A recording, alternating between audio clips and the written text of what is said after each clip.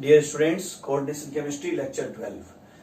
Last class के अंदर अपन ने वर्नर थ्योरी डिटेल में पढ़ी थी। वर्नर थ्योरी ने ये बात नहीं एक्सप्लेन की कि जो कोऑर्डिनेशन स्फीयर होता है उसके अंदर सेंट्रल मेटल और लिगेंड के बीच कौन सा बॉन्ड होता है और वो बॉन्ड वाटर स्टेट में डिसोसिएट क्यों नहीं होता। वो जो लिगेंड इंटाइटीज है वो कोऑर्डिनेशन स्फीयर के अंदर सेंट्रल मेटल से अलग क्यों नहीं होती एक्वस मीडियम के अंदर। तो जो मेन वर्नर थ्योरी का जो फेलियर रहा था कि nature of chemical bond between ligand and central metal को एक्सप्लेन नहीं कर पाना। और इसको एक्सप्लेन करते हुए लाइनस पॉलिंग ने 1931 में valence bond theory of complex compound दिया। Valence bond theory of complex compound, ध्यान दीजिएगा। नेक्स्ट थ्योरी हम स्टार्ट करने जा रहे हैं बॉन्डिंग के अंदर, VBT, valence bond theory of complex compound.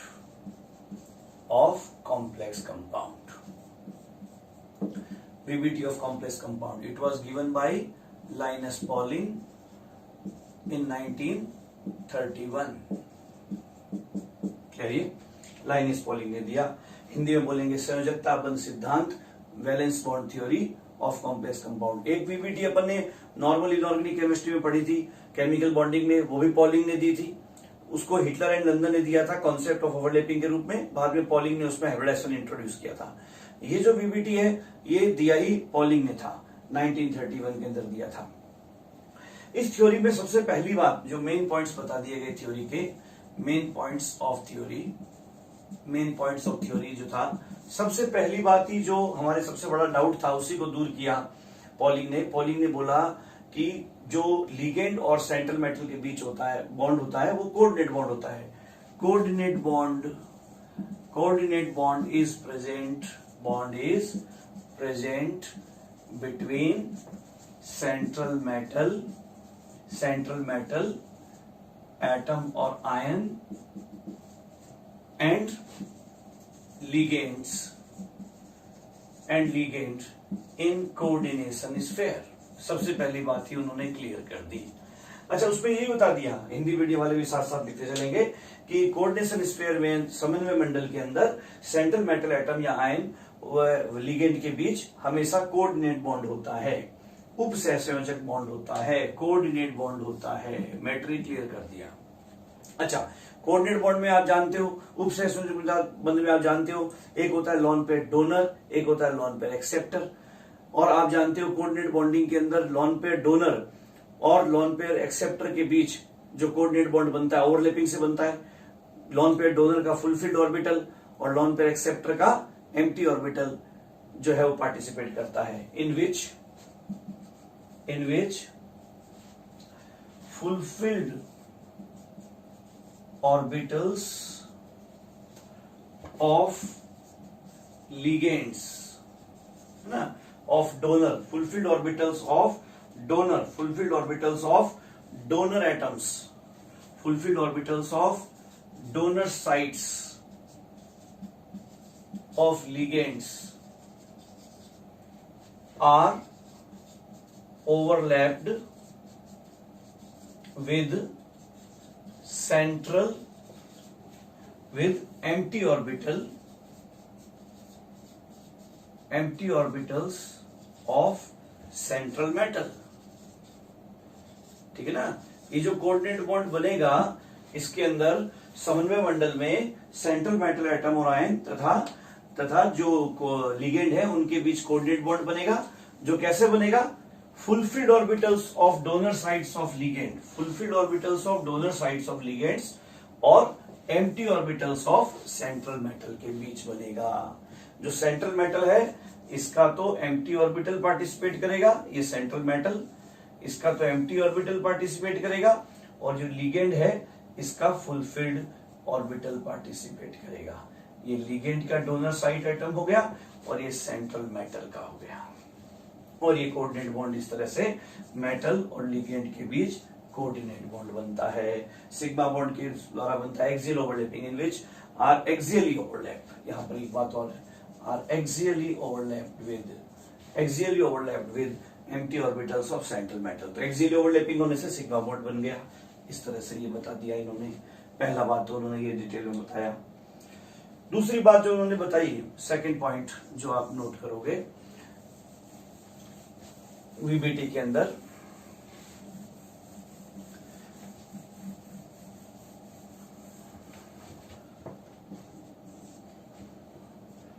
Before overlapping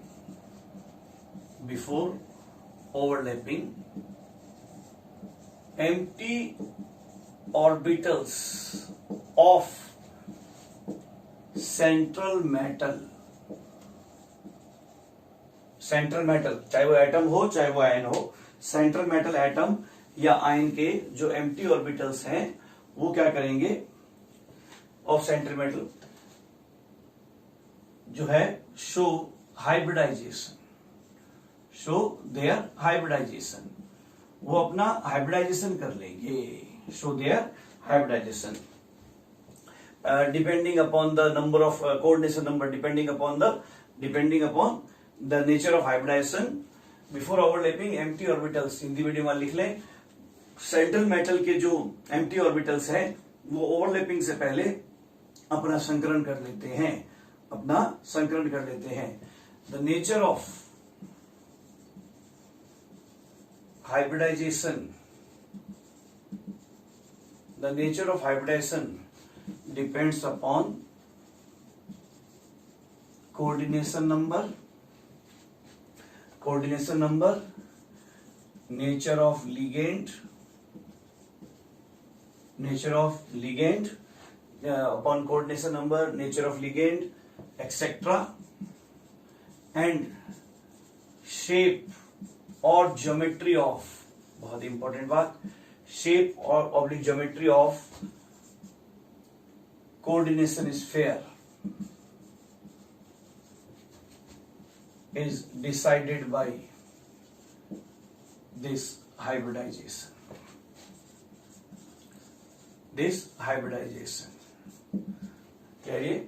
ये उन्होंने बताया कि हाइब्रिडाइजेशन के द्वारा ये डिसाइड हो जाएगा कि कौन सा होगा, क्या क्या हाइब्रिडाइजेशन हो सकता है, और तो कोऑर्डिनेशन नंबर क्या हो तो क्या हाइब्रिडाइजेशन हो सकता है और क्या शेप होगी उस कंडीशन के अंदर। जैसे उन्होंने एक पूरी लिस्ट ही बनवा दी कि अगर कोऑर्डिनेशन नंबर ये हो तो क्या हाइब्रिडाइजेशन हो सकता है, और उस कंडीशन में shape of coordination sphere, shape और geometry of arrangement. Shape of coordination sphere का मतलब क्या हुआ, कोऑर्डिनेशन स्फीयर की शेप का मतलब क्या हुआ, कोऑर्डिनेशन स्फीयर की शेप का मतलब हुआ arrangement of ligands around centre metal, arrangement of ligands, donor sides of ligands around central metal, ध्यान दीजिएगा। उन्होंने बोला कि कोऑर्डिनेशन नंबर 2 है तो हाइब्रिडाइजेशन जनरली एसपी होगा और शेप जो है वो लीनियर होगी, बॉन्ड एंगल 180 होगा। जो दोनों लिगेंड है वो सेंट्रल मेटल के चारों तरफ इस तरह से लीनियरली अरेंज हो जाएंगे आपस में 180 डिग्री एंगल रखते हुए। अगर 3 है तो sp2 हो जाएगा, ट्रायंगुलर प्लेनर शेप हो जाएगी जिस तरह से होती है हमेशा। 4 है तो 2 कंडीशन हो सकती है, हो सकता है sp3 हो सकता है dsp2 हो। अब कब sp3 होगा कब dsp2 होगा, that will depend upon the nature of ligand and other factor etcetera. sp3 में टेट्राहेड्रल हो जाएगी और dsp2 में स्क्वायर प्लेनर वर्गाकार समतली हो जाएगी। यहां आप जानते ही हो बॉन्ड एंगल 109 डिग्री 28 मिनट हो जाएगा, यहाँ बॉन्ड एंगल 90 डिग्री हो जाएगा, यहाँ बॉन्ड एंगल जो है वो 120 डिग्री हो जाएगा, यहाँ बॉन्ड एंगल जो है वो 180 डिग्री हो जाएगा। क्लियर? तो इस तरह से वो बताते जा रहे थे। 5 हो तो फिर वही बात, या तो dsp3 हो सकता है और sp3d हो सकता है, आइदर dsp3 और sp3d। और उस कंडीशन में ट्राइगोनल बाइपिरामिडल शेप हो जाएगी, है ना। बॉन्ड एंगल आप सभी जानते हो 90 degree and 120 degree, 90 degree and 120 degree हो जाएगा। फिर यहां लिख देता हूं ऊपर 6 नंबर यहाँ लिख देता हूं। अगर कोऑर्डिनेशन नंबर 6 हो तो हाइब्रिडाइजेशन D2sp3 और sp3d2, D2sp3 और sp3d2। शेप उस कंडीशन, दोनों ही कंडीशन में, आइदर D2sp3 हो तो भी, sp3d2 हो तो भी ऑक्टाहेड्रल शेप होगी, बॉन्ड एंगल 90 डिग्री हो जाएगा। और अगर कोऑर्डिनेशन नंबर 7 हो तो आइदर D3sp3 और sp3d3 और bond shape pentagonal bipyramidal, pentagonal bipyramidal and bond angle वही जो आप लोगों ने वहां पढ़ा 72 डिग्री एंड 90 डिग्री। इस तरह से उन्होंने बता दिया कि भाई ये हाइब्रिडाइजेशन हो तो ये शेप होगी। पॉलिंग की हमेशा से आदत है, हाइब्रिडाइजेशन के द्वारा ही वो शेप को डिसाइड करते हैं। बड़े मतलब जुगाड़ू व्यक्ति थे, जुगाड़ू थ्योरी है पूरी की पूरी हाइब्रिडाइजेशन की, आप लोग सभी जानते हो। हाइब्रिडाइजेशन का कोई प्रैक्टिकल एविडेंस आज तक नहीं मिला है। Hybridization is a theoretical concept which is used to explain practical facts. Practical facts को एक्सप्लेन करने के लिए यूज किया जाने वाला हाइपोथेटिकल फिनोमिनन है। इसका खुद का प्रैक्टिकल एविडेंस आज तक साइंटिस्ट को नहीं मिल पाया है, ये हमेशा ध्यान रखोगे, चाहे वो वाला हाइब्रिडाइजेशन हो नॉर्मल कंपाउंड्स का और चाहे ये कोऑर्डिनेशन कंपाउंड का हो। तो जुगाड़ू बहुत इमेजिनरी व्यक्ति थे, बड़े हॉलीवुड स्टाइल के व्यक्ति थे। पॉलिंग बहुत अच्छी इमेजिनेशन करके ऐसी हाइपोथेटिकल बातें कह करके और जुगाड़ बिठा करके उन सब बातों को समझा देते थे, प्रैक्टिकल फैक्ट्स को समझा देते थे अपनी हाइब्रिडाइजेशन की हेल्प से। आगे बताऊंगा ये किस तरह से, अभी फिलहाल पहले उनकी थ्योरी देखते हैं। तो ये उन्होंने बताया कि भाई ये कोऑर्डिनेशन नंबर हो तो ये हाइब्रिडाइजेशन हो सकता है और उस कंडीशन में ये शेप हो सकती है। इन शेप्स के बारे में आपने जो केमिकल बॉन्डिंग के अंदर डिटेल में पढ़ रखा है, इसलिए शेप की पूरी डिटेल में यहाँ जाने की जरूरत नहीं है। आ जाइए, फिर उन्होंने क्या बोला, उन्होंने बोला कि नेक्स्ट पॉइंट, जो थर्ड पॉइंट बोला कि हाइब्रिडाइजेशन में, बिफोर हाइब्रिडाइजेशन जो है ना वो अगर स्ट्रॉन्ग लिगेंड है तो पेयरिंग कर देगा, स्ट्रॉन्ग लिगेंड नहीं है तो पेयरिंग नहीं कर पाएगा। ये भी ध्यान देना, थर्ड पॉइंट बड़ा इंपॉर्टेंट है। If ligands are strong, if ligands are strong field ligand और strong ligands मतलब strong lone pair donor, strong lone pair donor और central metal is a strong lone pair acceptor, then a strong electrostatic force, strong electrostatic attraction force will be present during coordination bonding, during coordination bonding. Coordination bonding के समय बहुत प्रबल, बहुत strong attraction, आकर्षण बल होगा। And as a result more energy will be released and due to this pairing of electrons of central metal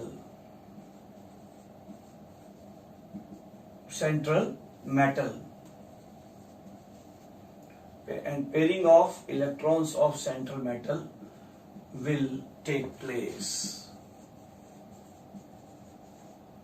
before place with hybridization and overlapping। ठीक है ना। तो जब हाइब्रिडाइजेशन होकर के ओवरलैपिंग होकर के बॉन्ड बन रहा होगा उस दौरान बहुत ज्यादा एनर्जी रिलीज होगी और उस बहुत ज्यादा एनर्जी रिलीज होने के कारण जो है वो जो सेंट्रल मेटल के जो इलेक्ट्रॉन्स हैं उनकी पेयरिंग हो जाएगी। वो अंदर से अंदर न्यूक्लियस के ज्यादा से ज्यादा नजदीक चले जाएंगे, वो एनर्जी ले करके वो पेयरिंग कर लेंगे, पेयरिंग करके वो अंदर की तरफ जाते जाएंगे। इससे क्या फर्क पड़ने वाला है, ध्यान से देखिएगा। and if ligands are while if ligands are weak lone pair donor, then the above phenomenon will not take place. ठीक है ना? तो ये जो है वो उन्होंने बता दिया। तो लोगों ने पूछा कि भाई साहब अब आप क्या क्या क्या पता चलेगा कौन से स्ट्रॉन्ग लिगेंड है कौन से वीक लिगेंड है, इसका हमें पता कैसे चलेगा? तो उन्होंने एक नोट डलवा दिया। उन्होंने एक बात बहुत इंपॉर्टेंट बात बोल दी कि strength of ligand, order of strength of ligand, order of strength of ligand having donor sites, so having specific donor sites be carbon, nitrogen, oxygen, halogen. उन्होंने बताया कि जब कार्बन और नाइट्रोजन होगा donor site, having donor sites as follows. ठीक है ना? अगर कार्बन नाइट्रोजन होगा तो हमेशा स्ट्रॉन्ग लिगेंड होगा। अगर डोनर साइट, लिगेंड का डोनर साइट अगर कार्बन है जैसे सीओ में है, साइनाइड में है, या नाइट्रोजन है जैसे अमोनिया में है, तो स्ट्रॉन्ग लिगेंड्स होगा, है ना? ऑलवेज इलेक्ट्रॉन्स को अंदर डाल देगा, इलेक्ट्रॉन्स की पेयरिंग कर देगा। Pairing of electron will take place. ठीक है? जनरली एक्सेप्शन तो हमेशा होते ही हैं, exceptions are always there in chemistry, है ना? हेलोजन है तो वीक लिगेंड होगा, वीक, बहुत स्ट्रॉन्ग इलेक्ट्रोनेगेटिव डोनर साइट्स है, वीक लिगेंड होगा। और जो स्ट्रॉन्ग डोनर साइट्स होते हैं ना, जो स्ट्रॉन्ग इलेक्ट्रोनेगेटिव, जो खुद भी बहुत ज्यादा इलेक्ट्रोनेगेटिव है, वो फिर अपना लोन पेरिजिल देते नहीं है। हेलोजन बहुत ज्यादा इलेक्ट्रोनेगेटिव है ना? कार्बन नाइट्रोजन इतने इलेक्ट्रोनेगेटिव नहीं है, इसलिए इजीली अपना लोन पेयर दे देंगे, है ना? Week ligand, so pairing of electron generally नहीं होता। ठीक है ना? और ऑक्सीजन कभी हां कभी ना, समझ गए? कभी पेयरिंग करेगा, कभी पेयरिंग नहीं करेगा, कभी स्ट्रॉन्ग लिगेंड की तरह बिहेव करेगा, कभी वीक लिगेंड की तरह। जनरली वीक होगा ये भी, बट फिर भी बहुत सारी जगह पेयरिंग कर देगा, बहुत सारी जगह पेयरिंग नहीं करेगा। तो इसको हम केस टू केस हमें याद करना पड़ेगा। तो इस तरह से उन्होंने बता दिया कि भाई इस तरह से जो लिगेंड्स हैं वो पार्टिसिपेट करेंगे और पेयरिंग करेंगे। फिर एक बात और ध्यान देना है आपको कि फोर्थ पॉइंट जो उन्होंने बताया, if n-1d orbitals of central metal are hybridized with ns and np orbitals, ठीक है ना? then it is called, then the formed complex is called inner orbital complex.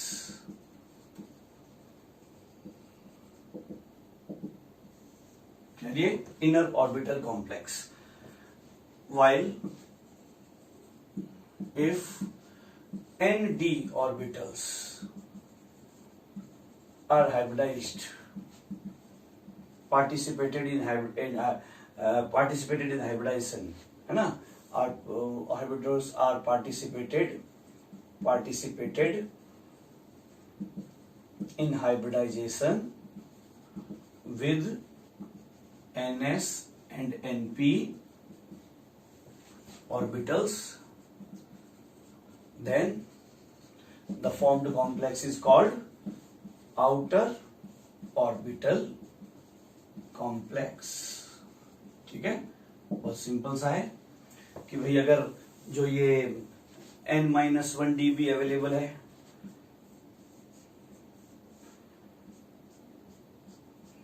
(2 to 4, 1, 5), ये मान लीजिए 3D है, ठीक है, इसको ये 4s है, 4p है, ये 4d है। तो अगर इसके साथ इनके साथ अगर ये लोग पार्टिसिपेट कर रहे हैं 2 या 3, है ना, अगर इसके साथ ये लोग पार्टिसिपेट कर रहे हैं तब तो कहलाएगा इनर ऑर्बिटल कॉम्प्लेक्स। 4s और 4p के साथ अगर 3D वाले इंटरमिक्स हो रहे हैं अंदर वाले तो इनर ऑर्बिटल कॉम्प्लेक्स कहलाएगा। और अगर इसके साथ, हटा दो ये, लिख लिया होगा आपने, अगर इसके साथ ये पार्टिसिपेट कर रहे हैं तो कहलाएगा आउटर ऑर्बिटल कॉम्प्लेक्स। कहिए, अगर 4s और 4p के साथ 4D इंटरमिक्स हो रहा है तो कहलाएगा आउटर ऑर्बिटल कॉम्प्लेक्स। कहिए, ये बहुत सिंपल सा है। आप बोलोगे सर ये कब ये पार्टिसिपेट करेगा, कब ये पार्टिसिपेट करेगा, वो अभी अपन एग्जाम्पल से डिसाइड करेंगे, एग्जाम्पल देख करके इस बात को समझेंगे। फिर और क्या बात बताई, inner orbital outer orbital complex जो है, उसके बाद में 5th, if the number of unpaired electron in central metal in coordination sphere is less than, if the number of unpaired electron in central metal in coordination sphere is less than the number of unpaired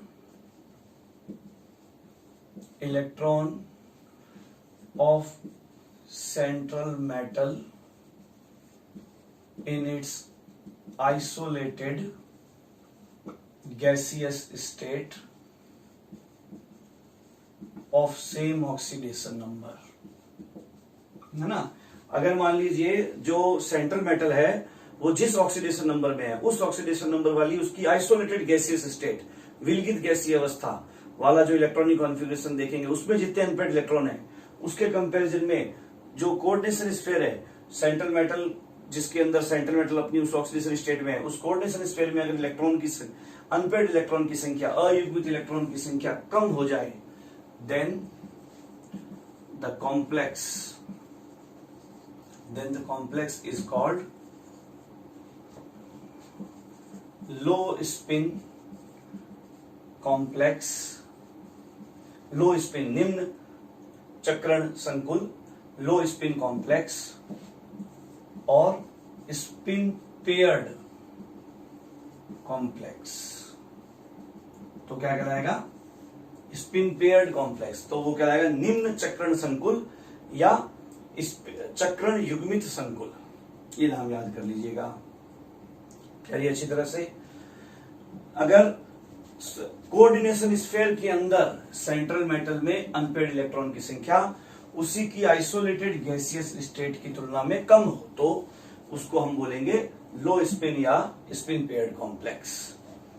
6 point, if the number of unpaired electron in central metal in coordination sphere is equal to number of unpaired electron of central metal in its isolated gaseous state, अगर मान लीजिए isolated gaseous state के अंदर जितने unpaired electron होने चाहिए, coordination sphere के अंदर भी सेंट्रल मेटल के पास उतने ही अनपेयर्ड इलेक्ट्रॉन पड़े हैं, एक को बढ़ तो सकते नहीं है, या तो इसमें इसके कंपैरिजन में कम होंगे तब तो लो स्पिन, और बराबर हो गए तो इसको बोल देंगे हाई स्पिन और spin free complex.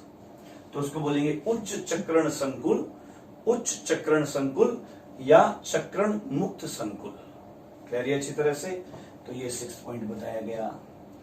7 point, generally, ये बात ऑलवेज नहीं है, generally in presence of strong ligand or strong lone pair acceptor central metal, in presence of strong ligands, या तो strong lone pair donor हो, strong lone pair donor ligands हो या strong lone pair acceptor central metal हो, inner orbital as well as low spin complexes are formed. ठीक है ना, ये ध्यान रखना, inner orbital as well as low spin complexes are formed. भाई जब स्ट्रॉन्ग लिगेंड होगा तो पेयरिंग कर देगा, पेयरिंग कर देगा तो अंदर वाले डी एस और पी के साथ 4s और 4p के साथ अंदर वाले 3d यूज होंगे अगर डी इन्वॉल्व हो रहे हैं हाइब्रिडेशन में तो, ठीक है ना। और साथ साथ में जब वो पेयरिंग कर देगा तो जो गैसेस स्टेट में के हिसाब से जितने अनपेड इलेक्ट्रॉन होने चाहिए कोऑर्डिनेशन स्फीयर के अंदर, कॉम्प्लेक्स के अंदर जो अनपेड इलेक्ट्रॉन है वो उससे कम हो जाएंगे, तो वो इनर ऑर्बिटल के साथ साथ लो स्पिन भी हो जाएगा। जनरली जो इनर ऑर्बिटल वाले होते हैं वो लो स्पिन होते हैं जनरली, है ना, एक्सेप्शन मिल सकता है ना, और वो स्ट्रॉन्ग लिगेंड की प्रेजेंस में होते हैं। While in presence of weak ligands हो या poor lone pair acceptor central metal हो, weak ligands outer orbital complex as well as high spin complex बनते हैं, हाई स्पिन कॉम्प्लेक्स बनते हैं। चलिए, आउटर ऑर्बिटल कॉम्प्लेक्स के साथ साथ high spin complex are formed, ठीक है। तो वीक लिगेंड होगा तो ये कंडीशन होगी जनरली, क्योंकि पेयरिंग ऑफ इलेक्ट्रॉन्स नहीं होती, because no pairing of electron take place, क्योंकि इलेक्ट्रॉनों का जो पेयरिंग होता है अंदर धकेलना होता है वो होता नहीं है, इसलिए आउटर ऑर्बिटल कॉम्प्लेक्स बनता है और हाई स्पिन कॉम्प्लेक्स बनता है।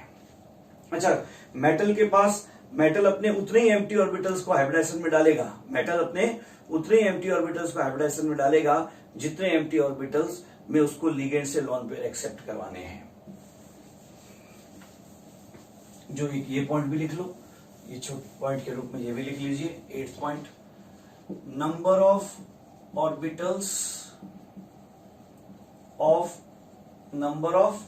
Empty orbitals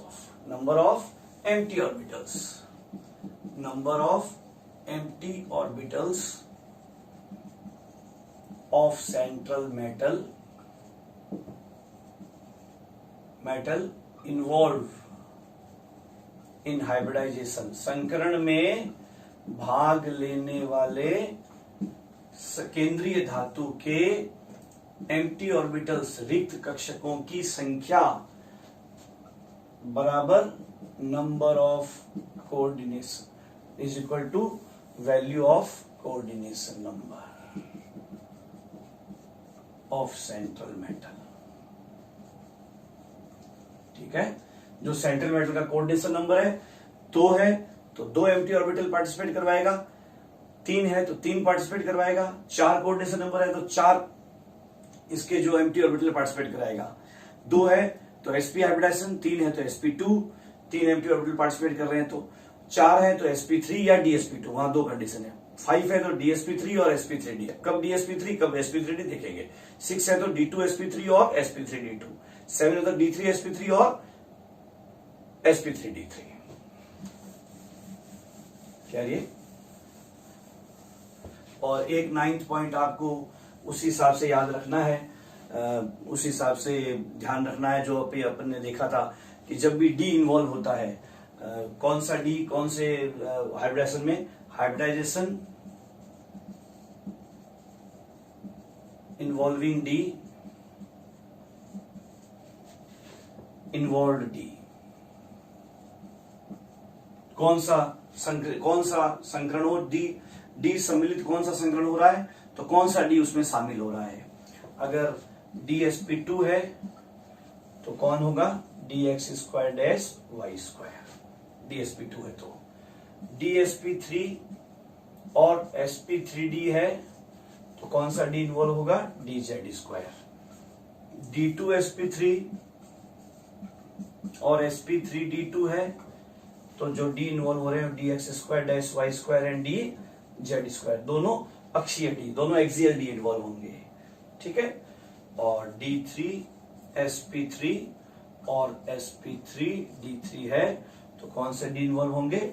dxy, dyz and dzx, तीनों प्लेनर डी ऑर्बिटल्स, प्लेनर वाले इन्वॉल्व होंगे। यहाँ एक्सियल वाले होंगे दोनों, है ना। और ये यहाँ पर ये वाला एक्सियल होगा और यहाँ जो है वो ये वाला एक्सियल होगा। ये याद रखना आपको टेबल को अच्छी तरह से। और इसका रीजन भी आपको केमिकल बॉन्डिंग में मैंने बताया था कि वही वाला डी इन्वॉल्व हो जाएगा जो उसी एक्सिस पर जिसका क्लाउड रह रहा है, जिस एक्सिस पर हाइब्रिड ऑर्बिटल्स को आफ्टर हाइब्रिडाइजेशन रहना है। इसका रीजन मैं आपको केमिकल बॉन्ड में डिटेल में समझा चुका हूं। तो इस तरह से जो है ना हाइब्रिडाइजेशन पहचानते हुए हम शेप को पता लगा लेंगे। शेप क्या होगी? हाइब्रिडाइजेशन पहले डिसाइड होगा, उसके बाद शेप भी उसी हिसाब से डिसाइड हो जाएगी। और अगर वो अनपेड इलेक्ट्रॉन रखता है, 10th पॉइंट बता दिया, if central metal has unpaired electron in coordination sphere, then complex will be colored and paramagnetic, and its magnetic moment will be root n into n plus 2 Bohr magneton, where n is the number of unpaired electron. n is the number of unpaired electron on central metal, ठीक है ना। Otherwise अगर ऐसा नहीं है, otherwise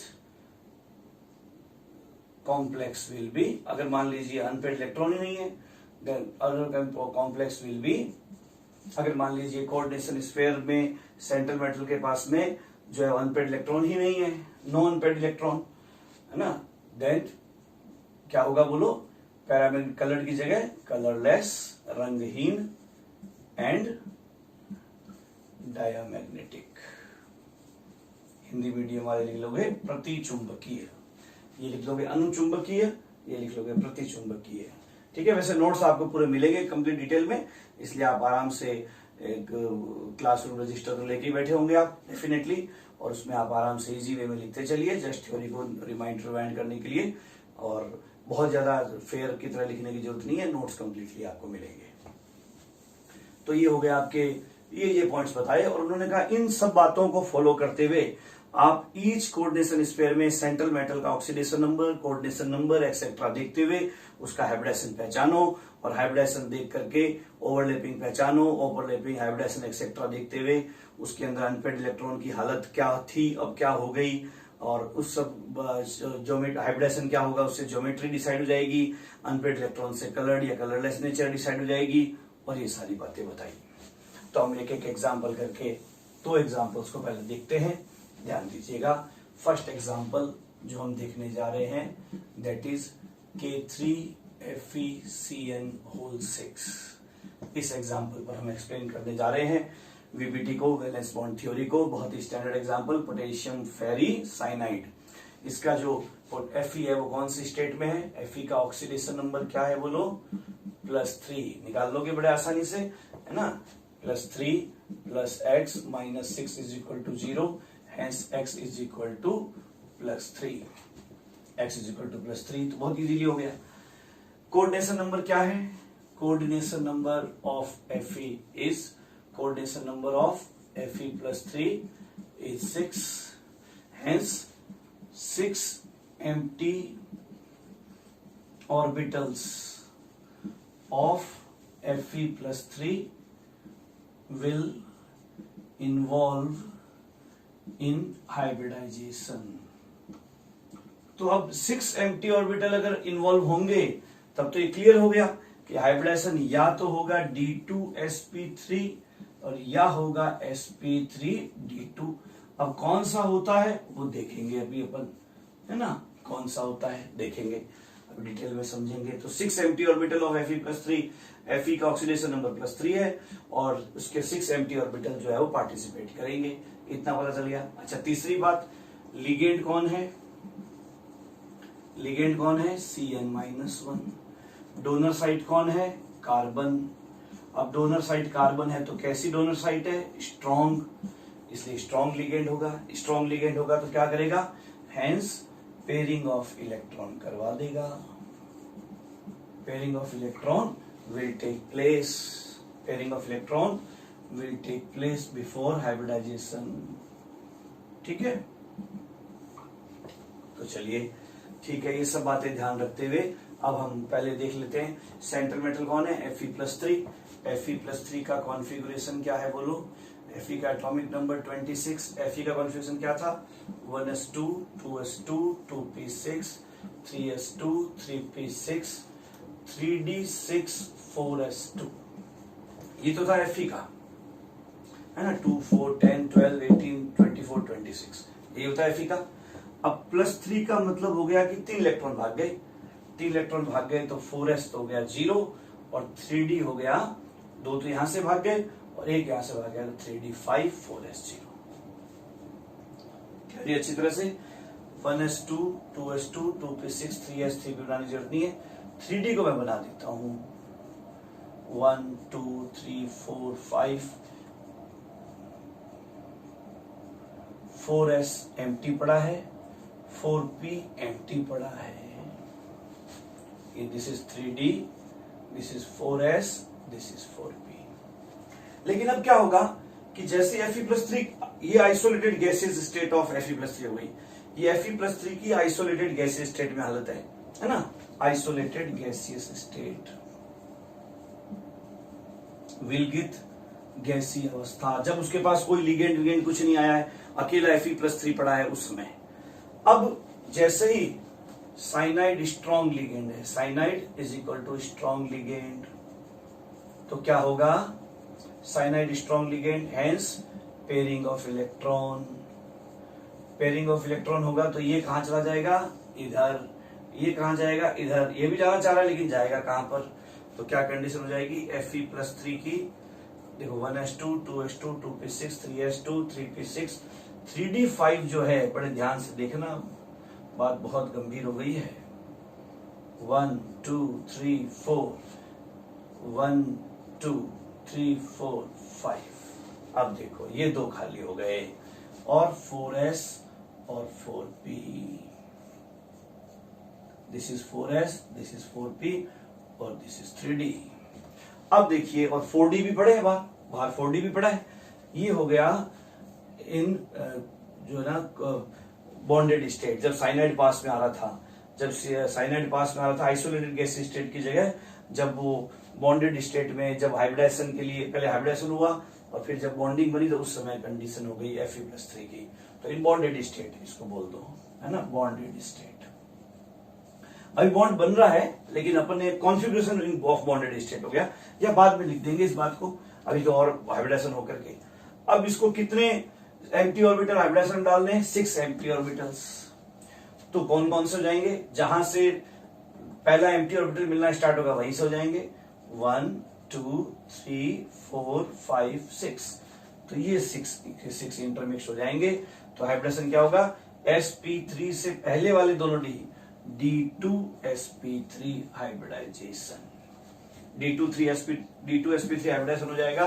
और आगे बढ़ते हैं इसके अंदर, D2sp3 हाइब्रिडाइजेशन होकर के, ध्यान देना, है ना, Fe+3 के अंदर जो है 1s2 2s2 2p6 3s2 3p6 3d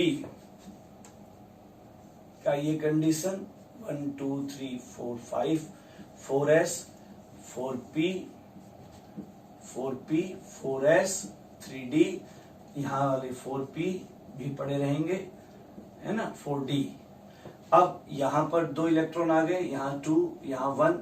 अब ये सारे के सारे इंटरमिक्स होंगे, 6 इंटरमिक्स होंगे, ज्यादा क्यों होंगे? 1 2 3 4 5 6 हो गए इंटरमिक्स, ये अपने एचडीज पड़े रहेंगे और वापस बिल्कुल सेम एनर्जी और सेम शेप वाले 6 नए हाइब्रिड ऑर्बिटल बना लेंगे। 1 2 3 4 5 6। और बनने वाले ईच को हम क्या बोलेंगे? बनने वाले ईच को बोलेंगे D2sp3 hybridization, D2sp3 hybrid orbital, D2sp3 hybrid orbital. और इस फिनोमिनन को बोलेंगे D2sp3 हाइब्रिडाइजेशन, ये अपना एज इट इज पड़ा रहेगा। ये बाकी सारे जो है ये वाले तीनों एज इट इज पड़े रहेंगे, 1 2 है ना, ये 2 इलेक्ट्रॉन, ये 2 इलेक्ट्रॉन, ये 1 इलेक्ट्रॉन, ये सारे बाकी भी एज इट इज पड़े रहेंगे। अब ये Fe+3 हाइब्रिडाइज स्टेट में आ गया है। अब इसके सारे एम्प्टी 2 to 4 to 6 के 6 एम्प्टी हाइब्रिड ऑर्बिटल लिगेंड्स के, साइनाइड लिगेंड्स के फुलफिल्ड ऑर्बिटल्स के साथ ओवरलैपिंग करेंगे, एक्सियल ओवरलैपिंग करेंगे। आप जानते हो हाइब्रिड ऑर्बिटल हमेशा एक्सियल ओवरलैपिंग ही करते हैं। साइनाइड, 6 साइनाइड के साथ 6 ऑर्बिटल्स ओवरलैपिंग कर लेंगे और इस तरह से कॉम्प्लेक्स बन जाएगा। जब 6 के 6 हाइब्रिड ऑर्बिटल्स एक दूसरे से मैक्सिमम एंगुलर डिस्टेंस पे जाके अरेंज होंगे तो ये Fe+3 और 2 साइनाइड आ जाएंगे ऐसे,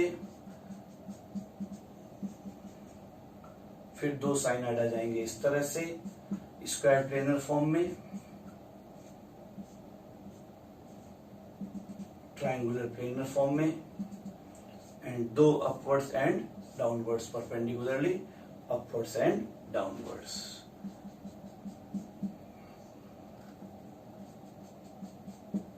ये हो जाएगा 6 के 6 सिग्मा बॉन्ड, 2 एटम्स के 2 ग्रुप्स के बीच बनने वाला फर्स्ट बॉन्ड, चाहे वो कोऑर्डिनेट बॉन्ड हो चाहे कोवैलेंट बॉन्ड हो, क्या होता है सिग्मा बॉन्ड।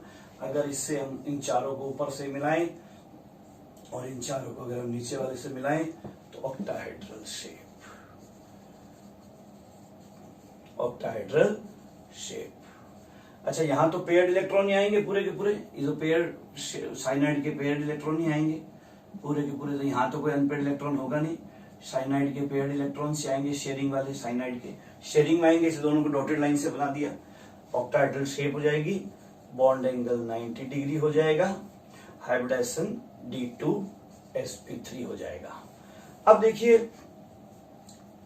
4s और 4p के साथ कौन से डी इंटरमिक्स हुए, अंदर वाले डी, इसलिए इनर ऑर्बिटल कॉम्प्लेक्स। क्या आ जाएगा, इनर ऑर्बिटल कॉम्प्लेक्स। क्लियर है अच्छी तरह से, इनर ऑर्बिटल कॉम्प्लेक्स होगा। अच्छा, अनपेयर्ड इलेक्ट्रॉन, अभी भी देखो एक अनपेयर्ड इलेक्ट्रॉन है, अनपेयर्ड इलेक्ट्रॉन 1, हेंस क्या होगा, पैरामैग्नेटिक। मैग्नेटिक मोमेंट क्या हो जाएगा, √n × n+2 Bohr magneton, √1 × 1+2 Bohr magneton, √3 Bohr magneton. BM माने बोहर मैग्नेटॉन। अच्छा, क्या होगा, कलर्ड होगा या कलरलेस होगा, कलर्ड। क्यों कलर्ड होगा, हाइब्रिडाइजेशन ये हो गया, octahedral shape, bond angle, inner orbital complex, unpaired electron, magnetic moment, coloured nature. अच्छा, अब एक बात ध्यान दो, लो स्पिन कॉम्प्लेक्स है कि हाई स्पिन कॉम्प्लेक्स है। जो आइसोलेटेड गैसियस स्टेट थी उसमें Fe+3 की जो आइसोलेटेड गैसियस स्टेट थी उसके अंदर क्या हालत थी, उसके अंदर क्या हालत थी, याद करो, 3d5, ठीक है, 4s 4p तो खाली पड़ा था, 4d तो खाली पड़ा था, तो इसमें कितने थे 5 और अब कितने हैं 1। यहां कितने थे, आइसोलेटेड गैसियस स्टेट में कितने थे 5 और अब बॉन्डेड स्टेट में कितने बचे हैं, ये बॉन्डेड स्टेट होगी, इन कोऑर्डिनेशन स्फीयर, ये इन कोऑर्डिनेशन स्फीयर और ये आइसोलेटेड गैसियस स्टेट। क्लियर अच्छी तरह से समझ में आ रहा। तो देखो आइसोलेटेड गैसियस स्टेट में 5 अनपेयर्ड इलेक्ट्रॉन थे Fe+3 के पास, सेम ऑक्सीडेशन स्टेट वाली, ये आइसोलेटेड गैसियस स्टेट, ये कोऑर्डिनेशन स्फीयर के अंदर बॉन्डेड स्टेट, यहाँ 1 ही है। ये तो सारे पेयर्ड होंगे, ये सारे पेयर्ड है, ये दोनों भी पेयर्ड है, केवल एक ही अनपेयर्ड है।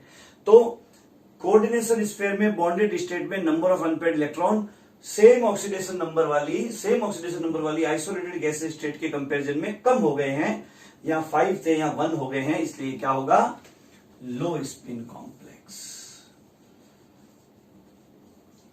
लो स्पिन कॉम्प्लेक्स। और मैंने आपको बोला था कि स्ट्रॉन्ग लिगेंड हो तो इनर ऑर्बिटल कॉम्प्लेक्स बनता है, लो स्पिन कॉम्प्लेक्स बनता है जनरली। तो ये इतने तरह के क्वेश्चन इसमें से आ सकते हैं वो आपने देखा पूरा डिटेल में। अब इसके साथ साथ इसका एक बहुत ही फेमस एग्जांपल और देख लेते हैं ताकि आपको हाइब्रिडाइजेशन पूरा अच्छी तरह समझ में आ जाएगा। ध्यान देना, सेकंड एग्जांपल जो हम देखने जा रहे हैं वो है, सेकंड एग्जांपल हमारा वो है K3FeF6। क्या ये K3FeF6, 3K plus FeF6 -3 hexafluoroferrate third. इस Fe का ऑक्सीडेशन नंबर फिर वही +3, कोऑर्डिनेशन नंबर ऑफ Fe+3 कितना है, यहां भी 6, बट लिगेंड कौन है बोलो, F-।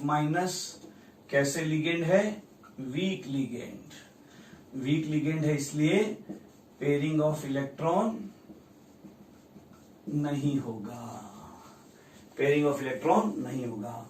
Fe+3 की गैसियस स्टेट में क्या हालत है, वही 1s2 2s2 2p6 3s2 3p6 3d6 3d5 4s0। इस बार मैंने Fe का नहीं लिखा, सीधा Fe+3 का लिख दिया, जानते हो आप लोग इतने तो स्मार्ट हो ही।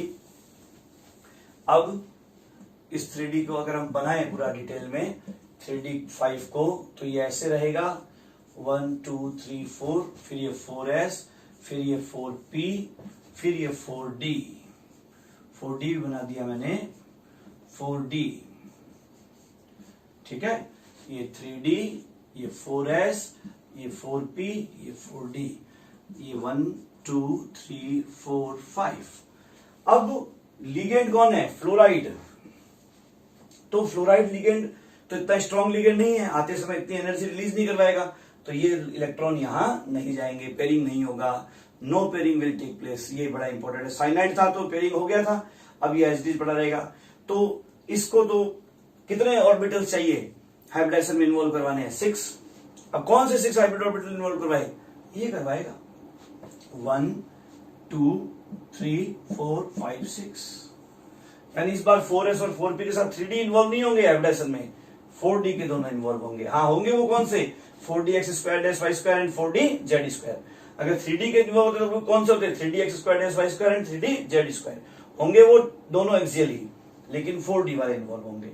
4d वाले इन्वॉल्व होंगे तो हाइब्रिडाइजेशन क्या हो जाएगा, sp3d2 बनने वाला ईच क्या कहलाएगा, 1 2 3 4 5 6 sp3d2, sp3d2 कौन सा sp3d2, 4sp3d2, और ये 3d वाले एज इट इज अपना 5 पड़े रहेंगे, 1 2 3 4, ये अपने 5 एज इट इज पड़े रहेंगे 3d वाले, और ये 1s 2s 2p 3s 3p as it is पड़ा रहेगा, Fe+3 स्टेट में ही है।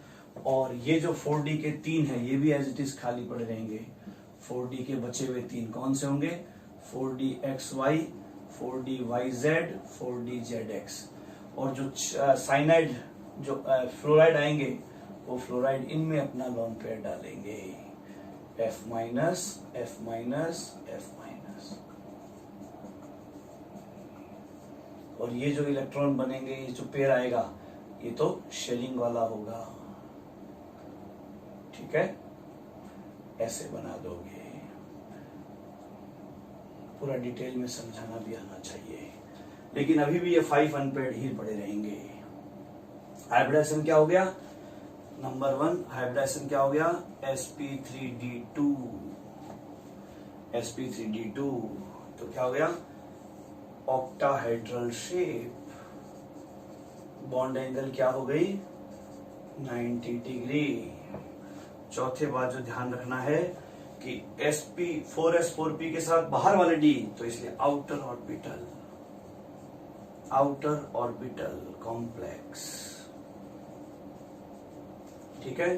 5वां नंबर ध्यान देना है, 5, इसलिए क्या होगा, पैरामैग्नेटिक, क्या होगा, पैरामैग्नेटिक, अनुचुंबकीय, एक्सटर्नल मैग्नेटिक फील्ड की जो मैग्नेटिक फोर्स ऑफ लाइंस उसको अट्रैक्ट करेगा। मैग्नेटिक मोमेंट कितना हो जाएगा, √5 × 5 + 2 बोहर मैग्नेटॉन। कितना हो जाएगा? √35 Bohr magneton, √35 Bohr magneton. 8 number क्या ध्यान दोगे और क्या क्या बातें लिखेंगे, यहां लिख देता हूं 8 नंबर। 8 नंबर, अच्छा, इनर ऑर्बिटल या आउटर ऑर्बिटल। देखो आइसोलेटेड गैस स्टेट में 5 और बॉन्डेड स्टेट कोऑर्डिनेशन स्फीयर के अंदर भी 5। जितने आइसोलेटेड गैसियस, उसी सेम आयनिक स्टेट की आइसोलेटेड गैस स्टेट में जितने अनपेड थे उतने ही कोऑर्डिनेशन स्फीयर के अंदर बॉन्डेड स्टेट में भी पड़े हैं। तो इसलिए क्या हो जाएगा? High spin complex, high spin complex. और 9 नंबर कलर्ड होगा, ठीक है ना, कलर्ड होगा। 5 अनपेड इलेक्ट्रॉन है इसलिए कलर्ड होगा। तो ये सारे का सारा एक वीक लिगेंड के प्रेजेंस में देख लिया सेम मेटल आयन का, और एक स्ट्रॉन्ग लिगेंड के प्रेजेंस में उससे पहले देख लिया। ये होता है आपके हाइब्रिडाइजेशन में वीबीटी के अकॉर्डिंग एक्सप्लेन करना बॉन्डिंग को हाइब्रिडाइजेशन की हेल्प से। अब कुछ एग्जाम्पल आप घर से करके लेकर आओगे, ध्यान दीजिएगा, प्रैक्टिस वर्क दे रहा हूं। Explain the bonding as per VBT in following complex compound, ध्यान दीजिएगा।